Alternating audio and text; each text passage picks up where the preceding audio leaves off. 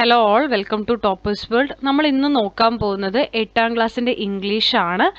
Part 1 text book, പുതിയ പാഠപുസ്തകം. അതിലെ യൂണിറ്റ് 1 ബോൺസ് ഓഫ് ലൈഫിലെ 3ാമത്തെ ചാപ്റ്ററായ little things matter. Little things മാറ്ററിൻ്റെ 2ാമത്തെ ക്ലാസ്സാണിത്. ആദ്യത്തെ ക്ലാസ്സിൽ, അതായത് അതിൻ്റെ പാർട്ട് 1 ക്ലാസ്സിൽ നമ്മൾ കംപ്ലീറ്റ് ആയിട്ടുള്ള സ്റ്റോറി അതിൻ്റെ മലയാളത്തിൽ എക്സ്പ്ലെയിൻ ചെയ്തിട്ടുണ്ട്. ഇത് 2ാമത്തെ ക്ലാസ്സാണ്. ഇതിൽ നമ്മൾ ക്വസ്റ്റ്യൻസിൻ്റെ ആൻസേഴ്സ്, അതായത് നിങ്ങളുടെ ഓരോ ചാപ്റ്ററിനെയും സൈഡിൽ ക്വസ്റ്റ്യൻസ് ഉണ്ടാവും അല്ലേ, അതിൻ്റെ ഉത്തരങ്ങൾ ഉൾപ്പെടുന്ന ക്ലാസ്സാണിത് ലിറ്റിൽ തിങ്സ് മാറ്റർ. അപ്പോൾ എല്ലാവർക്കും നമ്മുടെ ഒരു പുതിയ ക്ലാസ്സിലേക്ക് സ്വാഗതം. ക്ലാസ് തുടങ്ങുന്നതിന് മുമ്പ് നമ്മുടെ ഈ ചാനൽ ആദ്യമായി കാണുന്നവരാണ് നിങ്ങളെങ്കിൽ എന്ത് ചെയ്യുക, സബ്സ്ക്രൈബ് ചെയ്തൊന്ന് സപ്പോർട്ട് ചെയ്ത് കാണാൻ വേണ്ടി ശ്രമിക്കുക. ഓക്കെ, അപ്പം നമുക്ക് നോക്കിയാലോ. Little things matter, APJ Abdul Kalam. Abdul Kalam സാറിൻ്റെ ഒരു നല്ല സ്റ്റോറി ആയിരുന്നു ലിറ്റിൽ തിങ്സ് മാറ്റർ. അദ്ദേഹത്തിൻ്റെ തന്നെ ഒരു ലൈഫ് ശരിക്കും സംഭവിച്ച ഒരു സംഭവം തന്നെയാണ്. അപ്പം നിങ്ങളത് വായിച്ചു നോക്കുക. ഇതുവരെ നമ്മുടെ ക്ലാസ് കാണാത്തവരാണെങ്കിൽ അത് കണ്ടു നോക്കുക സ്റ്റോറി. ഇനി നമുക്ക് നോക്കാം ലിറ്റിൽ തിങ്സ് മാറ്റർ. ആദ്യ ചോദ്യം, how did Kalam stay in touch with news from India on his travel abroad? എങ്ങനെയായിരുന്നു കലാം ഇന്ത്യയിൽ നിന്നുള്ള ന്യൂസിനായിട്ട് എപ്പോഴും ടച്ചിലുണ്ടായിരുന്നത്? അബ്രോഡിലേക്ക് ട്രാവൽ ചെയ്യുന്ന സമയത്ത് ഇന്ത്യൻ ന്യൂസസുമായിട്ട് എങ്ങനെയാണ് എപ്പോഴും ടച്ചിലുണ്ടായിരുന്നത്? Answer, he stayed in touch with news from India by going online to read news articles. ഓൺലൈനിലൂടെ ന്യൂസ് ആർട്ടിക്കിൾസ് എല്ലാം വായിച്ച് ആൻഡ് എഡിറ്റോറിയൽസ് ഇൻ മാഗസീൻസിലും പേപ്പേഴ്സിലും വരുന്ന ന്യൂസ് ആർട്ടിക്കിൾസ് എല്ലാം വായിച്ചിട്ടായിരുന്നു അദ്ദേഹം കണക്ട് ചെയ്തിട്ടുണ്ടായിരുന്നത്.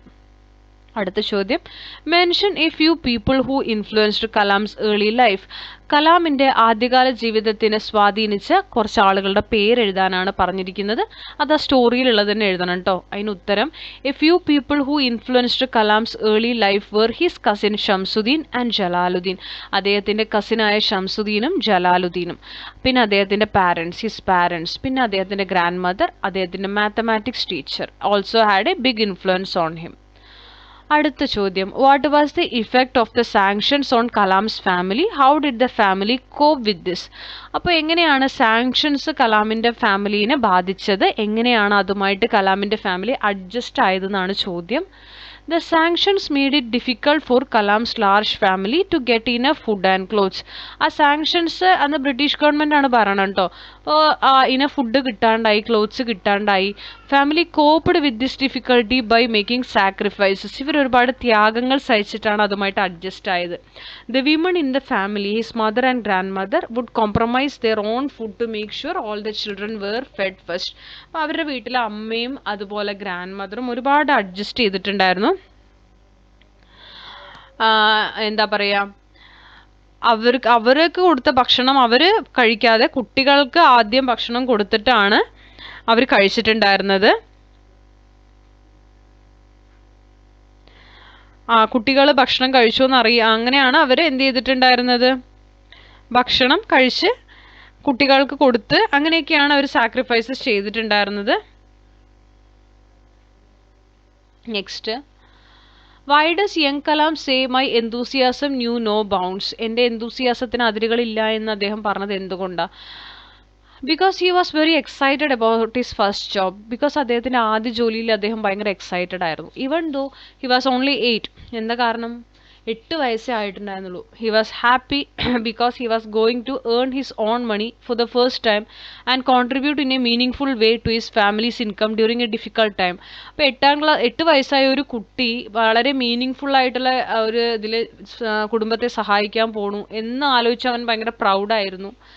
അതായിരുന്നു അവൻ എക്സൈറ്റഡ് ആയത് കേട്ടോ. അടുത്ത ചോദ്യം, what was the condition post by the mathematics teacher and how did it impact Kalam's daily schedule? അപ്പോൾ എന്തായിരുന്നു മാത്തമാറ്റിക്സ് ടീച്ചറുമായിട്ട് വന്നിട്ടുണ്ടായിരുന്ന കണ്ടീഷൻ? എങ്ങനെയാണ് കലാം അതിനോട് അഡ്ജസ്റ്റ് ആയത്? ഉത്തരം, the condition post by the mathematics teacher was that students needed to take a bath and reach his home for tuition at dawn. അപ്പോൾ mathematics teacher എന്തായിരുന്നു condition വെച്ചത്? നല്ല നേരത്തെ ഏർലി മോർണിംഗ് തന്നെ കുളി കഴിഞ്ഞതിന് ശേഷം ട്യൂഷന് വരാൻ പാടുള്ളൂ. This impacted Kalam's daily schedule. ഇത് കലാമിൻ്റെ ഡെയിലി ഷെഡ്യൂളിനെ അഫക്റ്റ് ചെയ്യാൻ അങ്ങനെയല്ല എങ്കിലും ഇമ്പാക്റ്റ് ഉണ്ടായിരുന്നു. Because he had to start his day while it was still dark outside. കാരണം ഒരു രാത്രിയാണ്, പുറത്തപ്പോഴും വെളിച്ചം വന്നിട്ടില്ല.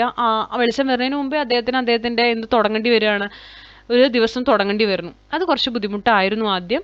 അടുത്ത ചോദ്യം, how did Kalam go about the work of news paper distribution? Kalam എങ്ങനെയാണ് ന്യൂസ് പേപ്പർ ഡിസ്ട്രിബ്യൂഷൻ ജോലിക്ക് പോയിക്കൊണ്ടിരുന്നത്? ആഫ്റ്റർ ഹിസ് മോർണിംഗ് ട്യൂഷൻ, രാവിലത്തെ ട്യൂഷന് ശേഷം Kalam would run to the railway station to collect the newspaper bundles thrown from the moving train. ട്യൂഷന് ശേഷം news paper collect ചെയ്യാൻ വേണ്ടിയിട്ട് എവിടേക്ക് പോകണു? റെയിൽവേ സ്റ്റേഷനിൽ പോകണു.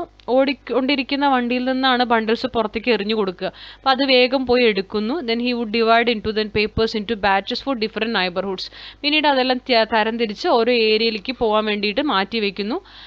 And run around Rameswaram. എന്നിട്ട് രാമേശ്വരത്തെ എല്ലാവരുടെയും കൊടുക്കുന്നു. അതൊരു മണിക്കൂർ, for about an hour to deliver them. ഇതായിരുന്നു രാവിലത്തെ ഒരു പരിപാടി. അടുത്ത ചോദ്യം, newspapers opened up new worlds for young Kalam. Do you agree? Give reasons. Newspaper കലാമിൻ്റെ മുന്നിൽ ഒരു പുതിയ ലോകം തുറന്നു എന്ന് പറയുന്നുണ്ട്. നിങ്ങൾ ഇതിനോട് യോജിക്കുന്നുണ്ടോ? റീസൺസ് എന്താണ്?